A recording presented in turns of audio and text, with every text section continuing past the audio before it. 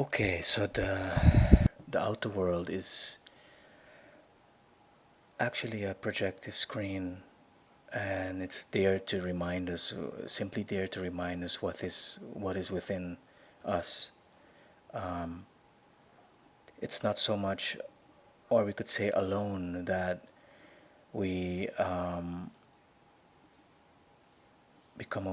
that we realize that what we are seeing outside of us is thoughts and not, as it were, reality or objects. And that there's a sense of separateness that occurs when we observe. But the essence um, is that what we are seeing out there is within us, and this is actually the real, as it were, the real gist of the whole thing, because it's not enough to just like be aware that that what we're seeing there is not out there, as it were, objectively, if you wish. But the whole point is to realize that what we are seeing out there is within us. You see, and this gets at the essence of the practice, because um, we need to realize then that what is out there is us, and the problem of the sense of separateness to what is observed is that we tend to then not uh, connect to that, not own it, not feel it, and that's what creates this sense of separateness, sense of fragmentation in us. Um, an example would be that there's this gentleman that feels that everybody needs a jolt. You get that when people go, how they feel, how boring things are, how boring it is where they work, or wherever. And then the idea would be then that it's not that the world or out there needs a jolt, a shock to, but that there's deep within that this man, there's this side that is feeling very bored, or very that is very passive. And what it means then is that this man is overly active and repressing, rejecting his inner side, the side of him that is passive. So that what he is experiencing outside there is a way to remind him of what is within him. Why? Because then he has to own that, you see, and that would create some kind of a balance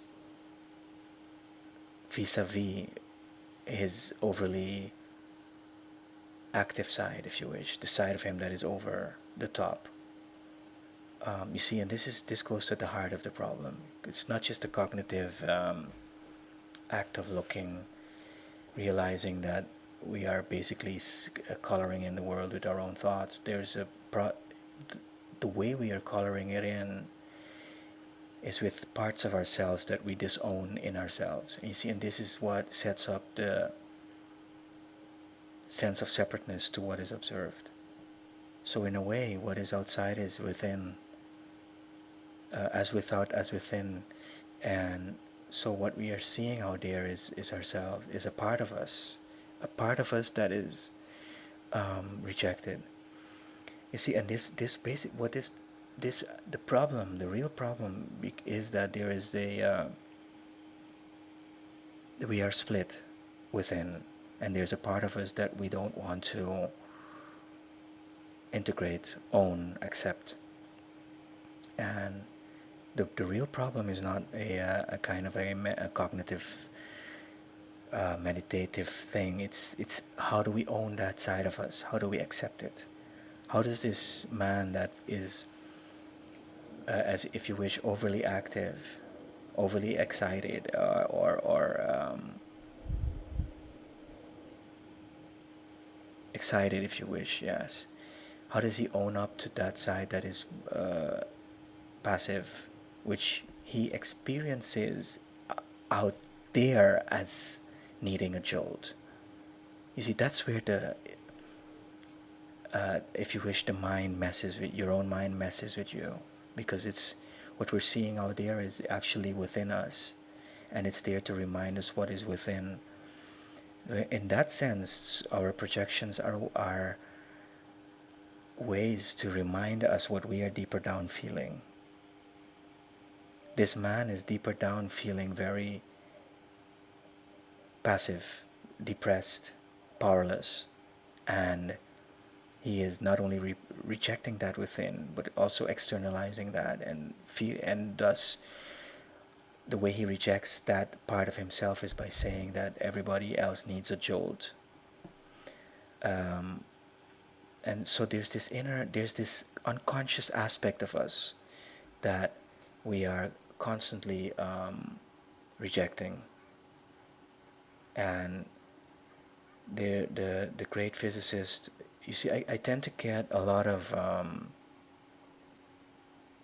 I wouldn't call it hate mail, but I tend to get some on my videos about quantum physics. I tend to get from either physicists, classical physicists, or mathematicians, if you wish. I get somewhat of a very skeptical mail or hate mail, if you wish, and this is because the classical physicist is basically, if you wish, to a certain extent, stuck in that one-sided perception world, where a very masculine world, if you wish, where there's no room for feelings or the unpredictable, or what I would call then the feminine side.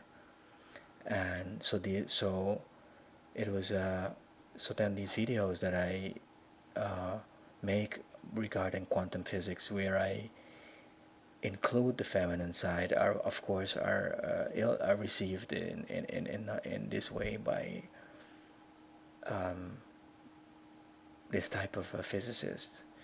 And it was Wolfgang Pauli, which was a Nobel Prize physicist, and one would say the crown prince of Einstein, that some in some synchronistic way ended up by Jung, that some